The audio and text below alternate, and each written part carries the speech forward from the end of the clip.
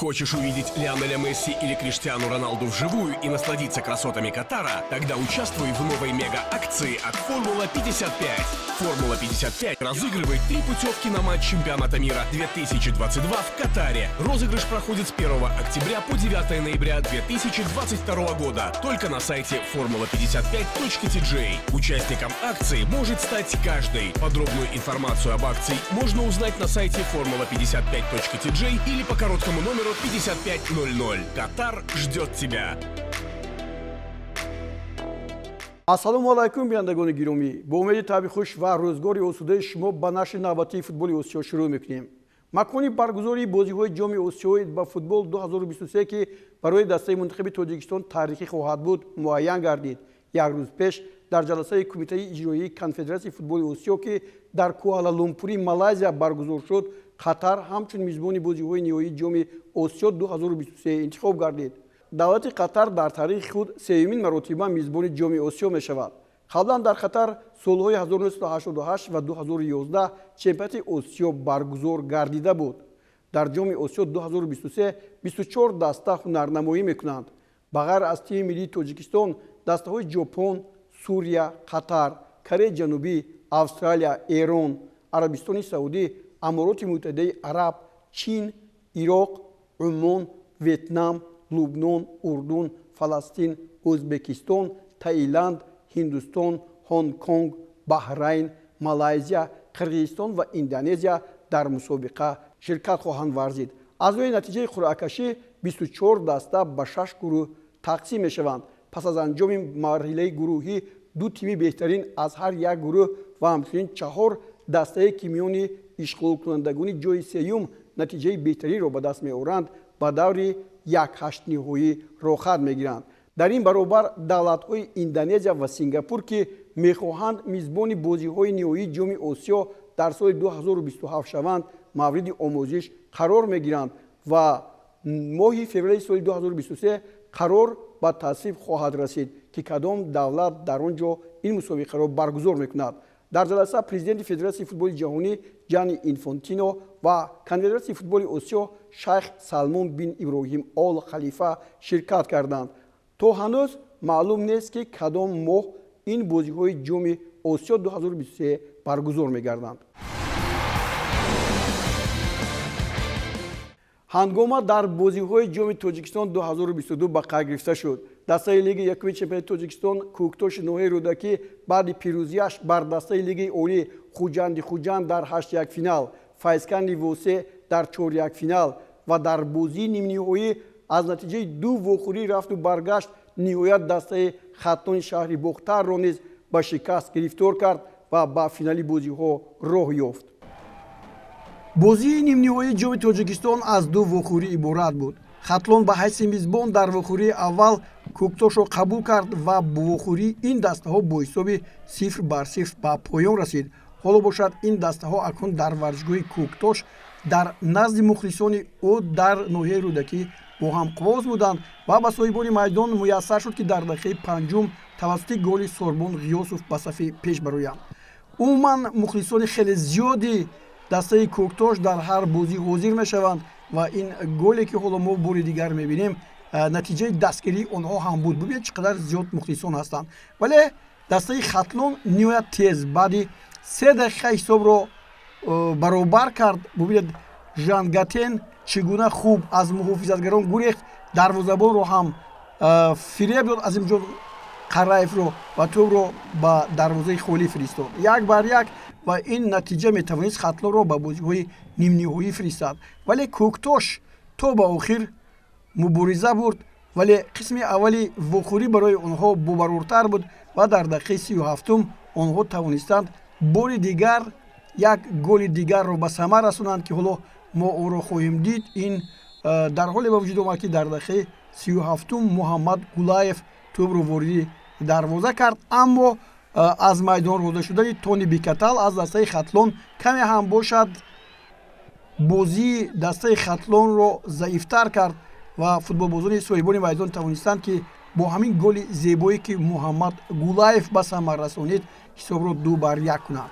дигар муборизаҳо ҳоло бибинед ин гол дар ҳақиқат зебо аст ва Куае Годсон яке аз дарвозабонҳои беҳтарини чемпионати мамлакат ҳам ин ҳолатро надид ва ҳамин тариқ дастаи Кӯктош бар Хатлон бо ҳисоби 2-1 ғалаба кард. Умуман рӯи тайкардаи Кӯктошро дар борааш гуфтем ки Хуҷандро ҳамчунин Файзкандро мағлуб кард, аммо Хатлон бошад Исаравшаро 2-0 ва баъдан Сарои Камарро аз лиги якум бо ҳисоби 1-0 мағлуб карда буд ва ин ҷо ки онҳо метавонистанд аз ин ҳолат бароянд, вале дарвозабони дастаи Кӯктош аз ин ҷо Қараев хеле зебо бозӣ кард ва ин ҳисоби 2-1 Кӯктошро ба бозии ниҳоӣ баровард ва акун бо Истиқлол қувва меозмояд ва ин бозӣ ҳам дар шаҳри Бохтар баргузор хоҳад шуд.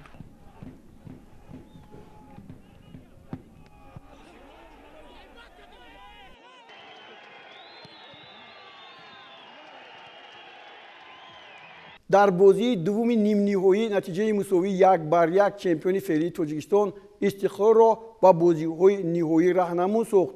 Истиқлол аз ҳисоби бозии аввали дастаҳо ки дар шаҳри Душанбе бо ғалабаи Истиқлол бо ҳисоби 1-0 зафар ёфта буд ба вухӯрии ниҳоӣ баромад. бозии аввали байни дастаҳои Истиқлол ва Эсхата дар шаҳри Душанбе ниҳоят тезутун буд ва бо душворӣ чемпионҳо бо ҳисоби 1-0 ғалаба ба даст оварда буданд ва мухлисони дастаи Эсхата аз бозии дуюм бисёр ҳам интизориҳои зиёд доштанд ки имрӯз Эсхата метавонад ки чемпиони мамлакатро аз мубориза барои ҷом дарканор кунад. вале тавре мегӯянд ин аз бозии дастаи Истиқлол бастагӣ дошт ки ин даста чӣ гуна бозиро ба худи ҳамин мизбони мусобиқа пешниҳод мекунад ва дар як ҳолат футболбозони ин даста тавонистанд ки ба сафи пеш бароянд. Ин дар қисми аввал рӯй надод. Ҳарду даста дар қисми аввал бисёр лаҳзаҳои хатарноки голзаниро ба вуҷуд оварданд. дар ин вохӯрӣ ҳам мисли бозие ки бо дастаи Кӯктош ва Хатлон буд, бозигарон аз майдон ронда шуданд ва ин ҷо мо Шаҳзодҷон Маъмурҷоновро бо Шервонӣ Мабадшоев дар дақиқаи 87 бо корти сурхи ҷазододаи довар аз майдон ронда шуданд. Вале дигар ҳолатҳое ки дар ин ҷо бо гол анҷом ёфтанд аслан дар қисми дуюм сурат гирифтанду то ин ҳолатҳое ки ман ба шумо дар бораи аз майдон ронда шудани ду футболбоз гуфтам ҳамин гуна шуд. Эсхата имрӯз ҳуҷумҳои барқосо мекард, бисёр ҳолатҳои хуби голзаниро ба вуҷуд меоварданд, вале дастаи пурқуввали Тоҷикистон дар хати муҳофизат ба хатогӣ роҳ намедод. дар ин маврид Эсхата дар даври ҳаштякниҳоӣ ҳосилотро 2-0 мағлуб карда буд. клуби марказии варзиши Артишро 1-0 ва таври бозии аввали ин дастаҳо гуфтам бо ҳисоби 1-0 анҷом ёфт ба нафъи Истиқлол, аммо Истиқлол Моҳирро 6-0. ҳоло ин ҷо ҳам ҳамун лаҳзае фаро мерасад ки футболбозони дастаи Истиқлол ба сафи пеш мебароянд ва ин Олимҷон Каримов аст, муҳофизатгар аст ки дар дақиқаи 55 тӯбро бо зарбаи сар ворид тури дарвозаи худи дастааш Эсхата кард ва бо худгол ё худ автоголаш чемпионҳоро ба сафи пеш баровард. Истиқлол вохӯрии ниҳоят душвораш бо Равшан буд, бо ҳисоби 1-0 пирӯз шуд ва гуфтем бо Эсхата ҳам бисёр душвор бозӣ кард, аммо дар ин бозие ки аллакай бо ҳисоби 1-0 истиқлолиҳо дар сафи пеш буданд, ҳуҷумҳояшон хеле хатарнок буд.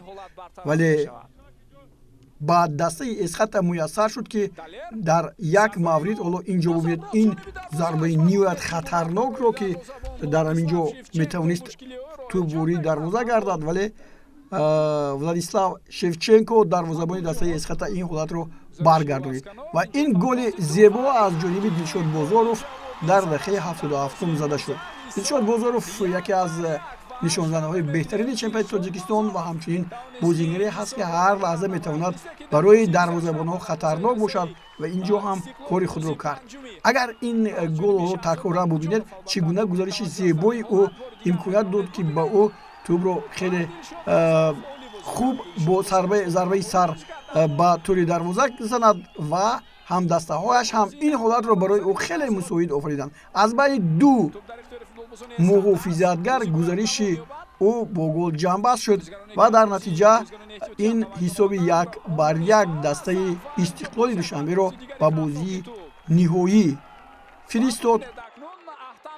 акнун дастаи Истиқлол бо дастаи Кӯктош дар финали мусобиқот бо ҳам қувва меозмоянд ва тавре гуфтем он дар шаҳри Бохтар сурат мегирад. Хочешь увидеть Лионеля Месси или Криштиану Роналду вживую и насладиться красотами Катара? Тогда участвуй в новой мега-акции от «Формула-55».